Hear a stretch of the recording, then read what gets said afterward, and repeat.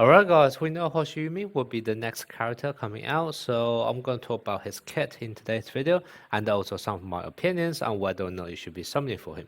Because whilst I know a lot of people have been saving up for a very long time for him, I have also heard quite people say in the main Discord group that unless you plan to get him to high dupes, otherwise there's no point of summoning for him. So I just want to talk about my own personal perspective on this matter as well. Obviously, everything in this video is going to be subjective to some extent, okay? So I'm just here to provide provide the information and also my own opinions. Take that however you want, and use that to come up with your own decision. This is a gacha game after all, so there's absolutely nothing wrong if you just want to summon for a character, if you just simply really like him, or if you have different opinions about a certain character to other people. That's absolutely fine, okay? Just play the game however you feel happy about it. Okay, so let's start off with just talking about his kit. So he does have quite a few different labels for him, which I'll talk about at the end of the video because they actually have a big impact in terms of the way it evolved on JP after they have the update where they removed the position in it. But for the time being on global, you don't really need to worry about these labels too much. But let's just go through his skills one by one. So his skill one, this is basically a passive skill such that whenever someone blocks, what you're going to do is you'll be applying a debuff on the enemy's spike. Now, whilst this looks very high on paper, it says like maximum 50%. The actual wording of this is that the way it works is that it's just a deduction at the end of the enemy's power spike or quick spike. And what that basically means is that 50% deduction is not going to go through any other multiplier such as crit damage or attack technique or skill multiplier, for example. So even though it may look very high on paper, 50%, in reality this probably would boil down to just 10 or maybe 15% reduction of the final power. Okay, so that's just something you want to bear in mind. On top of that, for every 1% decrease, you're also going to make your next skill stronger as well. Okay. Now, move on to skill 2. This is kind of his most signature skill, I would say. Basically, he's capable of doing multiple things. He can do a serve, he can also do a receive, he can also do a block. Now, the multiplier for all of this is slightly higher than other characters like basic skills. Normally a basic skill such as this normally only have like 120% multiplier at the first level, so this is definitely higher. Obviously it's not quite the extent of an ultimate skill, so don't expect Korei can do a block as a dedicated mid block as block ultimate. He definitely wouldn't be able to do that. However, it's probably going to be stronger than their normal block, assuming you also build Korei with the same potential, etc. Okay, so that's basically how you want to read this. He also says all of those share a cooldown. However, to be honest, it doesn't really matter too much because, for example, if you want to block, you have to be on the front row. If you are receiving, you have to be at the back row. And when you're serving, that's literally just for one position on the back row. So vast majority of the time, you are not really expected to be able to use multiple versions of the skill over and over again anyway. So for example, if you're on the front, this pretty much is always going to be a blocking skill. So it doesn't really matter whether or not they actually share a cooldown. Okay, then let's move on to skill 3, which is basically an upgrade to his skill 2, in the sense that the first time when you actually activate this, whenever you actually activate this, you're actually going to get a buff called All-Rounder, and this will also be consumed whenever you do a skill. So the way you kind of think about that is that basically the very first time when you activate your skill 2, you won't get any benefit. However, after you activate that, you'll basically get a buff, and then from the second time onwards, what's going to happen is that you'll be consuming that buff to make your attack stronger, and then at the same time you also get that buff back at the end of the turn. So basically it just goes into an infinite cycle. Now that is going to be assuming you always only use skill 2. However, this can also be used to buff up his ultimate attack, which is a power spike. So if you, for example, if you use your skill 2 first to get that buff, and then afterwards you use your skill 4, which would then consume that buff, then what's going to happen is that your skill 2 afterwards still is not going to be buff anymore because you have already used that buff on your ultimate attack. Okay, so it's basically more the cycle of this is going to somewhat depend on whether or not you use your ultimate attack at all. If you don't use the ultimate attack at all, you basically have an infinite cycle, and basically all of your skill 2 is always going to be giga buffed. However, if you do use your ultimate attack, then basically there will be one turn where your skill 2 is no longer going to be buffed. Okay, now what's exactly this buff going to be? Once again, it's going to be different depending on the version of the skill. If it's for power spike, which is basically this ultimate attack, you're going to increase your awareness. If it's for serve, you're going to reduce enemy receive. If it's for receive, you're going to increase your reflex, and if it's for block, it's another debuff. Now, the translation for this is not great because this almost read identical to skill 1, but in reality it's not. So remember what I said earlier in the video, skill 1 is basically like a subtraction with deduction of a certain amount at the end of the damage formula is already been calculated. If you don't know how the damage formula works, by the way, I have already created a video on that, so I'll pin that in the comment section. But basically, even though it says maximum 50% here, in reality this only comes down to 10 or 15% because this doesn't go through, this debuff doesn't go through all of the other multiply. However, it's a different thing for the debuff on skill 3. This does actually go through all of the multipliers. So actually, whatever you see here is actually going to be the actual deduction you'll be removing. So I guess if you want to think about this mathematically, is that the debuff from skill 1 is a subtraction, whereas the debuff from skill 3 is more like a division, okay? So that's kind of why this debuff is going to be a lot stronger than the one available from his skill 1. Then the last thing is going to be his ultimate attack. He has a very strong, very high multiplier, and in fact, if he's actually going to be in the front line, this multiplier is going to be even higher. Now, if you actually add up this multiplier, this is actually going to be higher and also hit harder than any other DPS spikers that you may have, for example, Yujima, also Miya, Bokuto, etc. But what is actually lacking is that this literally is just one numerical number, whereas if you actually take a look at Yujima, he's able to reset the cooldown and if I just spam there, also have a huge amount of strength built into it. Bokuto obviously have that higher power as well when he's in Team Morale Awakening, and that's a lot of time when you'll be doing the ultimate attack. And same thing with also Miya, he is actually able to apply a debuff, etc. So even though this multiplier seems higher, when you actually consider all of those other interactions the other spikers may get from their ultimate attack, what this then actually turns out to be is that this doesn't actually hit as hard as, let's say, the likes of Yujima or also Miya or Bokuto.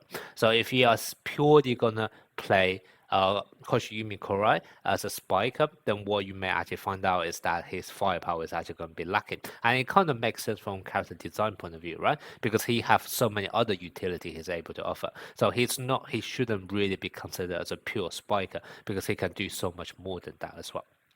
Okay, so that's basically all of his basic skills. Then let's move on to his skill resonance. Skill resonance 2, first of all, you are able to increase your quick attack onto a power attack. Now that sounds nice on paper. If you actually take a look at his actual stats, you didn't realize his quick attack is a lot lower than his power attack. And also at the same time, when you actually build his potential, you may want to build him like with block stats or with power attack stats. However, you're definitely not going to focus on quick attack stats because that's the lowest stats out of all of the ones available. So as a result, when you actually factor all of those in, even though you will be adding onto your power attack 100% of your quick attack, this quick attack stats is going to be so much lower than the power attack stat that in effect is probably more like a 20% or maybe like 25% increase in your actual power. Okay, so once again, don't get misled by this 100% here. The actual effective impact it's going to have is more like a 20% in practice. And then the second half is that your power and mental, which is basically your crit damage for attacks and also defense, are going to increase by 10% whenever your ally serve or block. Now this is actually quite easy to stack up. The only thing you have to bear in mind is that if you actually take a look at his kit, he doesn't actually get huge amount of crit rate. Like yes, he can improve awareness by like potentially 20% or maybe reflex by potentially 20%, but that's about it, all right? So if you actually really want him to consistently take advantage of the high crit damage he's able to build up, you probably actually need to build a team around him which is actually able to give extra crit rate, okay? So that's just something for you to bear in mind. And then skill resonance 6, that's what skill resonance 4 was 6-2. That's where he really kind of like go bonkers, where his awareness and reaction are going to increase to 85% of the total value of them. So this is basically what's going to allow his skill to, you can actually take advantage of this crit damage now, because now you no longer need your teammate in order to give you extra crit rate. You can kind of figure out your crit rate by yourself just through this first half of his 6 Dupe effect. Now the one thing you do have to be slightly careful here is going to be the way you want to build it, because for example, if your awareness, let's say hypothetically, just to give a mass example, right, if your awareness is 100% but your reaction is 0%, what's going to happen is that the total value of awareness plus reflex is going to be 100 because it's 100 plus 0, and then both of them will be moved to 85%. So what's that going to happen is that your awareness used to be 100%, now it's only going to be 85%, whereas your reflex used to be 0%, now it's going to be 85%. So you can already tell what I'm trying to say here, which is that if your Hoshiumi Korei is very, very specialized in just attack or just defense, so you only have like very high awareness but low reflex or the other way around. This what's actually going to happen is going to make the thing which you previously excel at actually slightly weaker in order to give a huge bump to the other stats. So basically, I guess the way you want to look at his 6 Dupe effect is that it's going to make him a lot more well-rounded character. However, if you are planning to play, let's say Hoshiumi only for one particular task, for example, only for attacking or only for defending, then this may actually backfire slightly for you because you are essentially going to be reducing your crit rate for the one thing you are very specialized in. This is more just turning Hoshiumi into more of an all-rounder character and a very good all-rounder character, in fact. And then the second half, this is also a very, very nice thing, which is that whenever this is a critical skill, critical action, so his skill 2. Whenever his skill 2 lands a crit, what you're able to do is you're able to reset the cooldown and also recover stamina. Now, recover stamina is always nice, especially for someone such as Hoshiumi, who will be doing so much in a match. So that's kind of really nice. And this crit is actually going to be really, really easy to trigger off as well, because remember, your awareness plus reaction are going to be both increased as well. So this is actually going to be quite easy to trigger, and therefore it's almost like free stamina, and also allow you to spam his skill 2 a lot more often.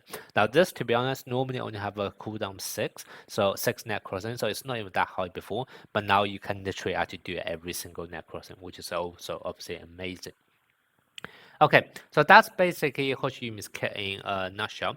So what's your opinion on it? Now, I'm going to tell you my own perspective and also my thoughts on the matter why some people say you need dupes on Hoshiumi in order for him to perform well.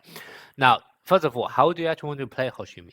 Now, a lot of people normally they take a look at Wind Spiker and also take a look at Ultimate Skill. They say, oh, this is a power spike, therefore I should be building Hoshiumi as a power spiker. And then what happens, you realize is that yes, his multiplier seems to be really, really high on paper, but because he lacks all of those other multiplier or synergy or additional effect from his ultimate attack, this is just a raw number, right? He actually doesn't perform as well as against the likes of Bokuto or Ushijima, etc. And then people say, oh, he's not very good. And in order for him to really have a stronger power spike, you kind of need a bit more offensive capability on it. And that's kind of why some people are saying you need at least 2 dupes on him, because at this point, you're going to increase your attack, a quick attack onto a power attack. And now all of a sudden, your attacks are actually going to be comparable to the likes of Ushijima and Bokuto, etc. So that is the reason, and that's going to be my interpretation on why so many people say you kind of need 2 dupes on him.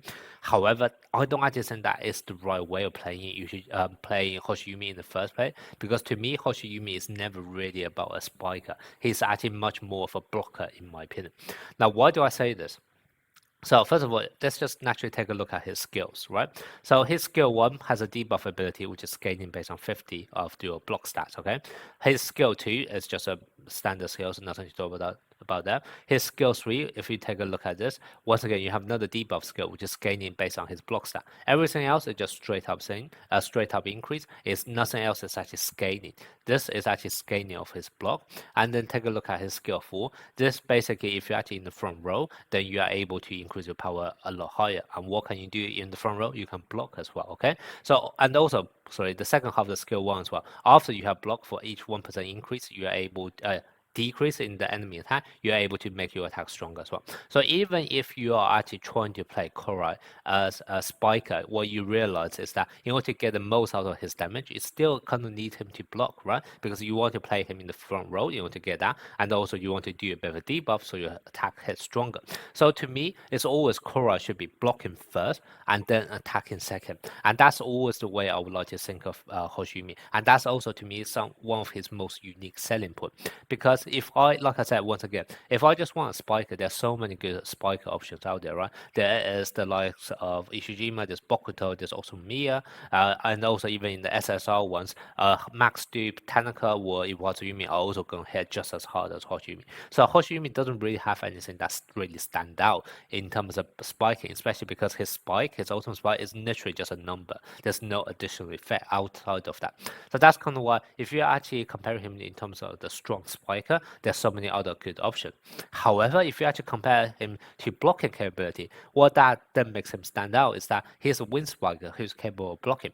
Right now in the game, there are only two wind spikers capable of blocking. One's Hoshiumi, one is going to be Futakuchi. And obviously Hoshiumi is so much better than Futakuchi. And a lot of time, if you actually take a look at the ultimate cooldown for your mid blocker, who is obviously going to be the strongest blocker on your team, a lot of time they have a cooldown of 12 net crossing, and that normally means they can only use their ultimate skill maybe once every 3 or 4 turns, and that is going to be totally different to if you also have Hoshiumi on the field, for example, who can literally use it once every other turn, and therefore you can not quite necessarily a seamless way of having a block skill every single turn. However, you are definitely going to make it a lot more consistent. And blocking to me is not just about, for example, you get a block kill, because there, even if you don't get a block kill, there's still a difference between a bad block where the enemy ball goes straight in through you, or versus a soft block where at least you touch it and make your receive easier to then turn it into perfect and then kind of build up your counter attack, etc. Right? So to me, it's not just about you need to have the strongest block, because I'm going to be honest, Korei, even though he does have a block skill, is obviously not going to be as strong as the ultimate skill from a dedicated mid blocker, right?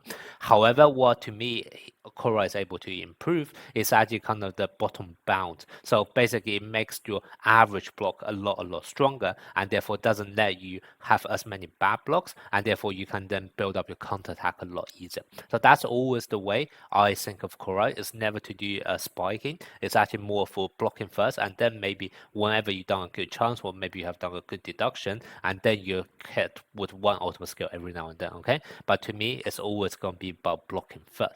And in order to block first, you then realize his Dupe 2 effect doesn't really matter much. Dupe 6 effect actually is actually going to be quite helpful, because you'll be able to spam your blocking skill a lot more, and also you have that high reflex as well, and therefore your block are going to get stronger. However, just like Dupe 2, it's not going to make any difference to your defensive capability. So that's kind of why in one of my previous video, in terms of my recommendation for dupes, I always said Korei should be either 0 dupes or 6 dupe, depending on your build, etc. Because to me, 2 dupe doesn't really make too much sense when Korai's main selling point should have been a blocker rather than being an attacker in the first case. Okay, so that's going to be my own interpretation on how you want to position Korei and how many dupes you want. Obviously, that is because, like I said, I am planning to build Hoshiumi Korei as a blocker. If you are planning to build him actually as a spiker, then obviously that could change your perspective. And once again, everything that I say in my videos are always going to be subjective, okay? I'm just providing this information for you guys so that you guys can make that decision yourself. Okay, so that's going to be my opinion on Hoshiumi. Now, before I end the video, I also want to mention some of the updates on the JP side, which is going to make a slight difference in terms of the value of Hoshiumi as well. Now, number one is that you guys probably already know on the JP, there is an update where you no longer have to force yourself with position limit. So basically, that means you no longer have to play 2 mid blocker or 2 wind spike, etc. Instead, what that's going to allow you to do is that you'll be deciding the team speciality, not based on the setter, but based on how many characters have the same label. So a lot of people's first reaction to that was that Hoshiumi must have got a gigabuff in value as a result, because he literally has 3 different labels, right? He has power attack, he has receive, and also he has a block. And therefore that basically means he can be used in order to contribute towards any one of those 3 playstyle.